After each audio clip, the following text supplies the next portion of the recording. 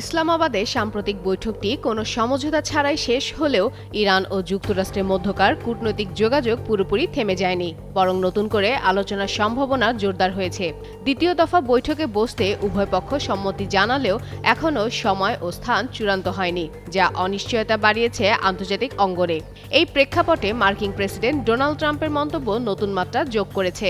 তিনি দাবি করেছেন, বৈঠক ব্যর্থ হওয়ার পর ইরান আবারও যুক্তরাষ্ট্রের সঙ্গে যোগাযোগ করেছে এবং একটি চুক্তির জন্য মরিয়া হয়ে উঠেছে। ট্রাম্প স্পষ্ট করে বলেন, ইরানের পারমাণবিক কর্মসূচি মূল বিরোধের বিষয় এবং যুক্তরাষ্ট্র কোনোভাবেই তেহরানকে পারমাণবিক অস্ত্র অর্জনের সুযোগ দেবে না। নন ইনভার্টার এসির দামে ঘরে আনুন বিদ্যুৎ সাশ্রয়ী ইনভার্টার এসি। এখন 1.5 টন মাই ওয়ান ইনভার্টার এসি মাত্র 48,900 টাকা পাওয়া যাচ্ছে মিনিস্টার শোরুমে। পাকিস্তানের মধ্যস্থতায় প্রায় 21 ঘণ্টাব্যাপী এই বৈঠকে কিছু বিষয়ে অগ্রগতি হলেও গুরুত্বপূর্ণ ইস্যুতে ঐকমত্যে পৌঁছানো সম্ভব হয়নি বলে জানা গেছে।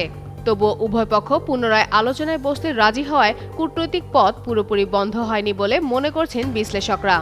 এর আগে দীর্ঘদিনের উত্তেজনা ও পাল্টাপাল্টি হামলার পর সাময়িক যুদ্ধবিরতির মধ্যেই এই সংলাপ শুরু হয়। এখন নজর রয়েছে সম্ভাব্য দ্বিতীয় বৈঠকের দিকে, যা মধ্যপ্রাচ্যের স্থিতিশীলতায় গুরুত্বপূর্ণ ভূমিকা রাখতে পারে।